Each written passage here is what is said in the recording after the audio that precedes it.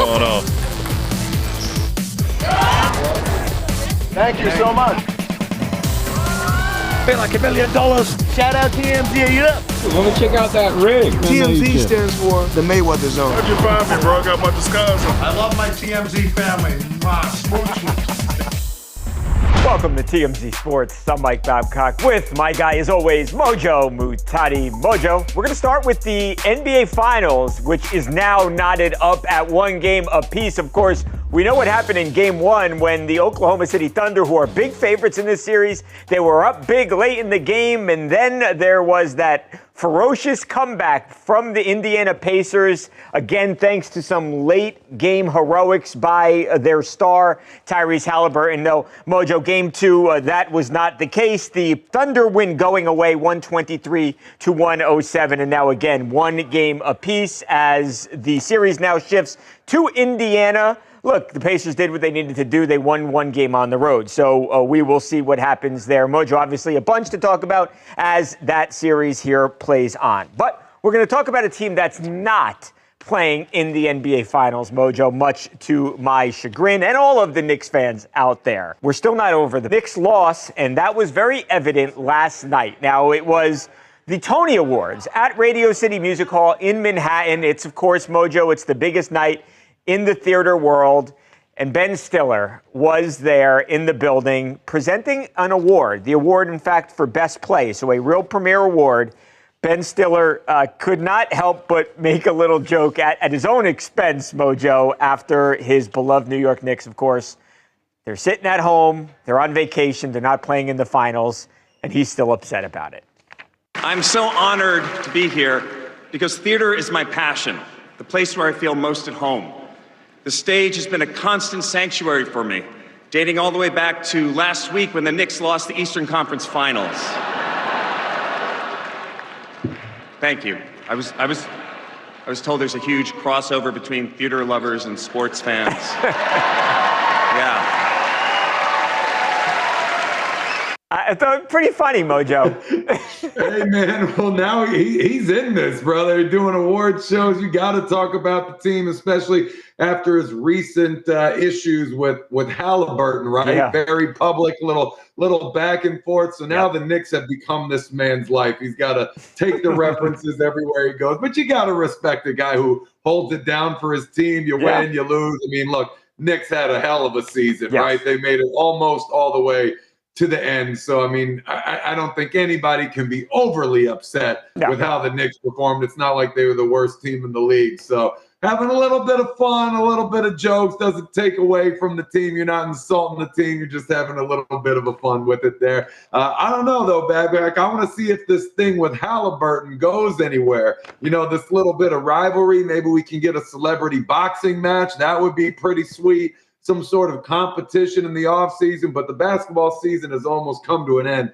And I think this is a rivalry that needs to extend past the season.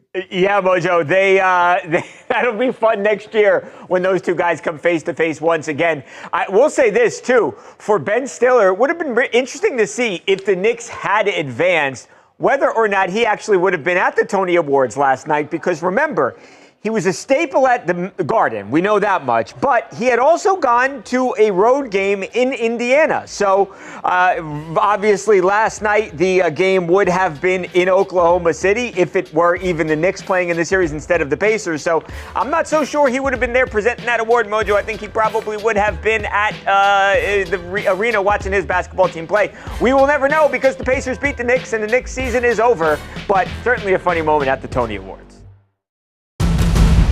All right, Mojo, moving on to your alma mater, who has gotten themselves a brand new big-time celebrity supporter. None other than Cardi B. Yeah, Mojo, she is a Terps fan now because, of course, her new man, Stefon Diggs, we know he was a star at the university back in the day and still very much connected to Maryland, Mojo. And over the weekend, you had Stefon Diggs, who, along with his NFL star brother Trayvon Diggs, were back at the University of Maryland, right there at the football stadium for what they've called the Diggs Day Youth Football Camp. Mojo, it's the third time that they have done this, third year in a row. You had a ton of kids out there, super happy to be there with the NFL stars. And again, you also had none other than Cardi B right there. Look at that, Mojo, standing in the end zone on the football field with all the kids. How cool is that? What does Cardi B have to do with football?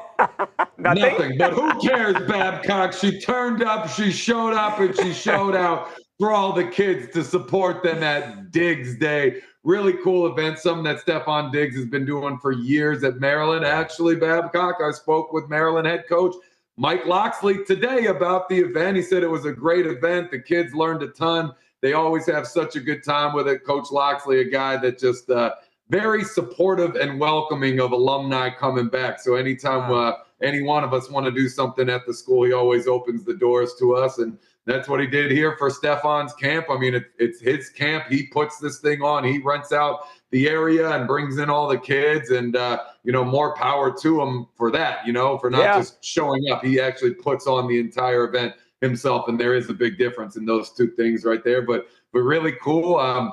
Gotta spend some time here shouting out Cardi B. I mean, I know it's her boyfriend and all, but she did not have to be there. Someone who has an incredibly busy schedule, someone that has a lot of things going on, but took time out of her day to go over there, fly to Maryland, be a part of this, give to the kids. And apparently everyone there had an awesome time learning from one of the best receivers and I guess now one of the best performing artists in the game as well. Yeah, Mojo, you're right. And, for the kids, you've got a great offensive player. You've got a great defensive player out there. So the Diggs brothers sort of have both sides of the football covered. Also, I think it shows that the relationship, although it's new, Mojo, relatively new, a couple months, it seems pretty serious. The fact that she would be there by his side for something like this. Also, got to imagine that it can't hurt when the coach goes out there and hits the recruiting trail to have one of the biggest superstars in the entire pop music and the entire hip-hop world who is very connected to the school.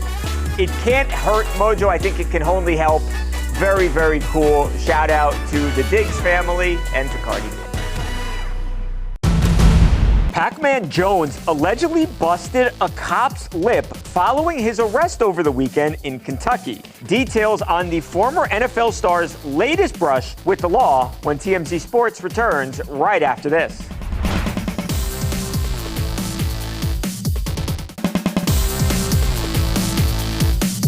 Welcome back to TMZ Sports. Mike, Mojo, and Edward. Guys, Adam PacMan Jones, a former NFL star, was arrested early Saturday morning. And now, Edward, we're not just learning what led up allegedly to the arrest, but what happened between PacMan and a police officer when they arrived at the jail.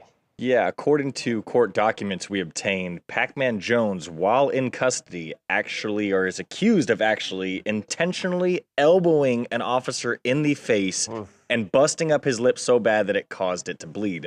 In order to get to that part of the story, though, I got to tell you how he actually got arrested. At around 12:45 in the morning on Saturday, at a bar, it's called Second Story Bar in Kenton County. Police say they responded to, I guess, a disturbance between an employee and a customer.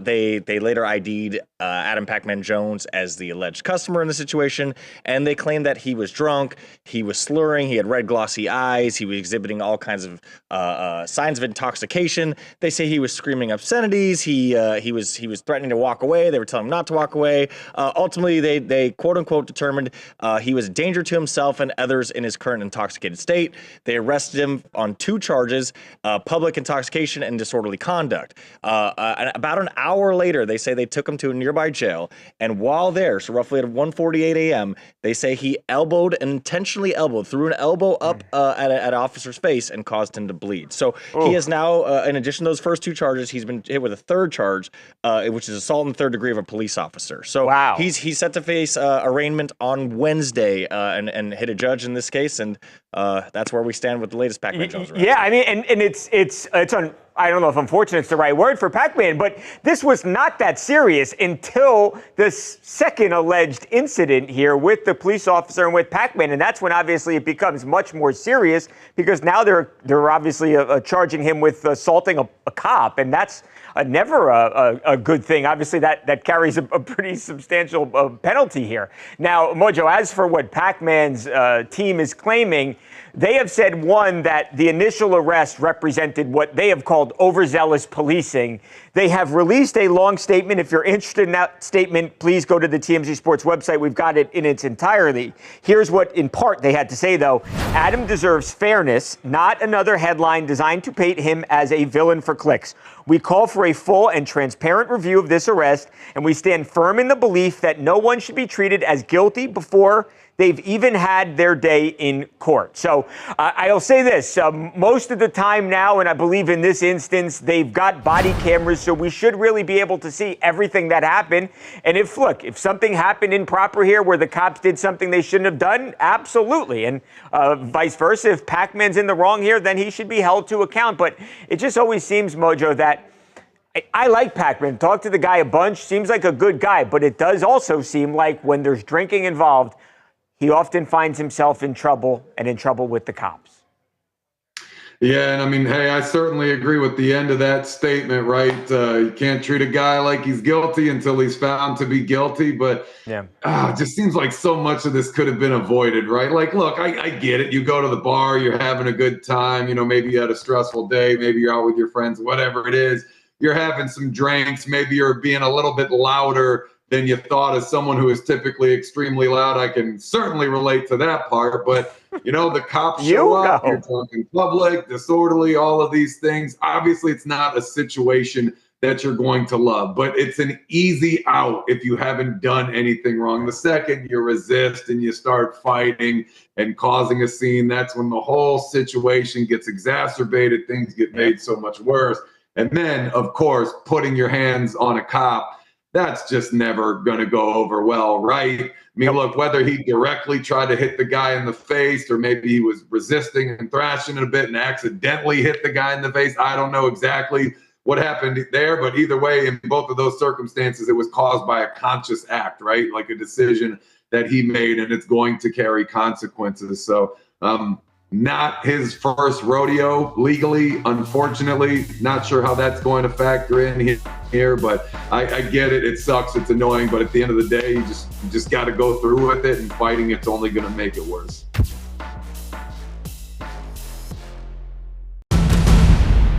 Kayla Harrison can now add UFC gold to her already incredibly impressive resume. When we come back, we'll show you how the new champ predicted this outcome almost 9 years ago. Stay with us.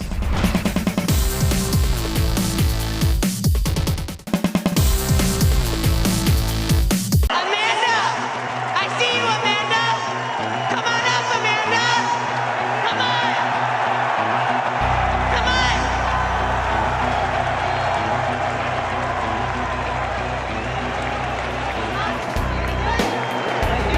Amanda, the greatest of all time. Are you coming back? Yes, definitely. I feel like we knew this is gonna happen, right? Since when we was America top team, we know this. I know you guys were prepared to do that, and now we're gonna do it. You know? Listen to me. This is the greatest fighter of all time. For a long time, I've said I want what she has. I have the belt. She has the legacy.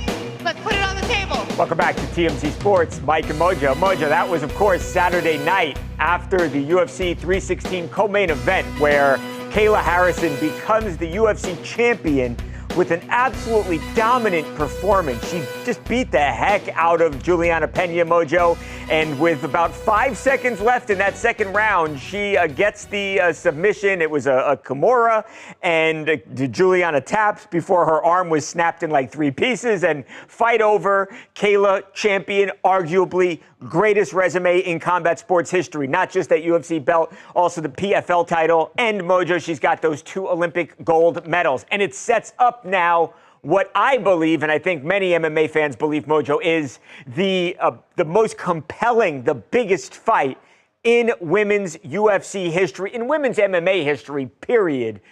You saw it. There's a ton of respect between these two women.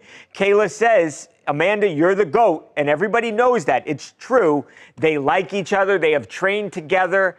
The reality is you've got two people at the absolute top of their game, and this is going to be, there they are, Mojo, of course, some time ago, and now they are going to fight sometime here in the future. It's going to be just an enormous, enormous fight. The fans are already so excited. Mojo, what I want to call back to is something that happened almost 9 years ago now. It was the first time we here at TMZ Sports spoke with Kayla Harrison.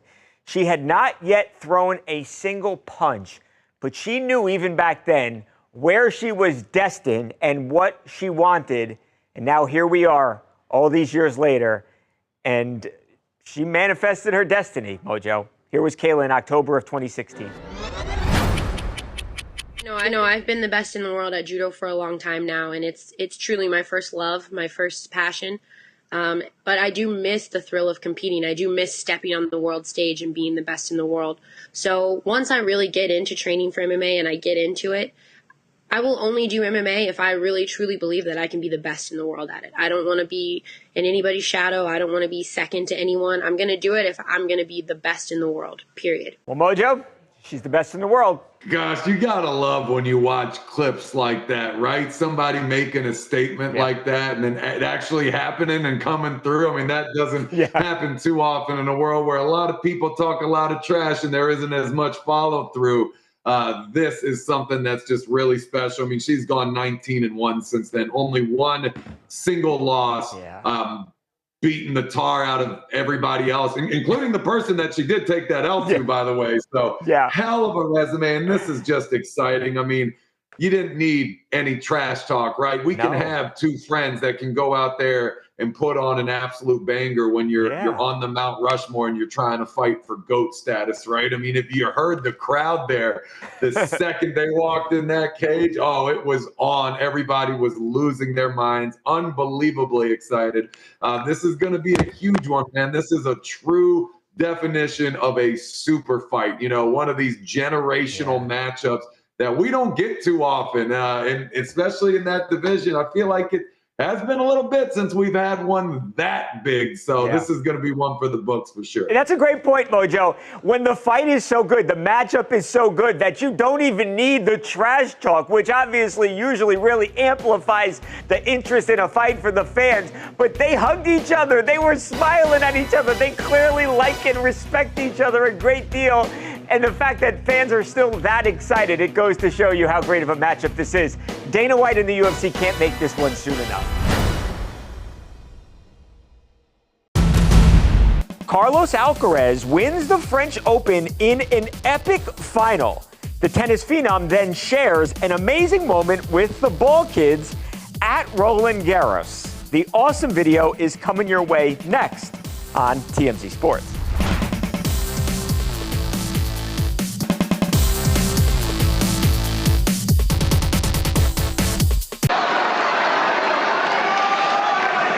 S'il vous plaît.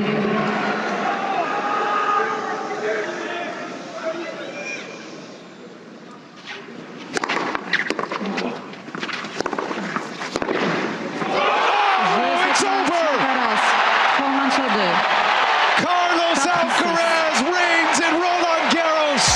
Welcome back to TMZ Sports, Mike and Mojo. Mojo, that was, of course, the final point of the French Open final as Carlos Alcarez, the best tennis player in the world, comes back from 2 sets down, Mojo. He had no wiggle room left, down 2, needed to win 3 sets in a row, and that's exactly what Carlos did over Jannik Sinner, of course, the great Italian player. He wins, Carlos does his 2nd straight French Open title. This match, Mojo, was the longest in French Open finals history. It was 5 hours and 29 minutes of tennis. I mean, absolute incredible endurance on both guys' parts, both great players, and it was just a tremendously fun match to watch, Mojo, for all of the fans, all of the people watching on television around the world. Now, as cool as this was, Mojo, there was a moment that really will warm your heart. After the match, you've got all these young ball boys and ball girls who work the event, and they are the kids who chase after the tennis balls, Mojo, and make sure the match doesn't take like 10 hours and 29 minutes. Carlos Alcarez really showing the kids some love after capturing his French Open title. Watch this.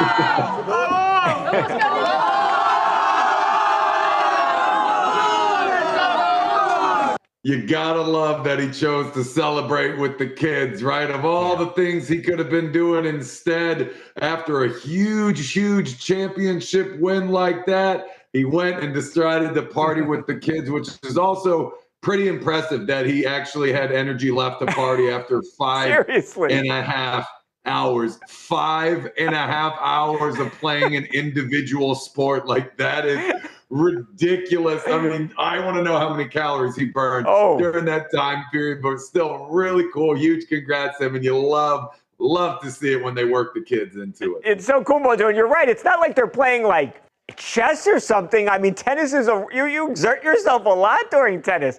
I can't even imagine playing that long. It's incredible. And that final shot, by the way, was an incredible shot. So the fact that he still had enough in the tank to play like that at that high of a level, I mean, that's why he's the best tennis player in the world, Mojo, and will go down, I think, as one of the best ever when he is finally done playing. But he's still such a young guy. He's only 22 years old. He's a kid himself, Mojo. So congratulations to Carlos. Yannick, awesome match. A lot of fun to watch. We are out of time, Mojo. We have got to go. We got a bunch to talk about tomorrow, though.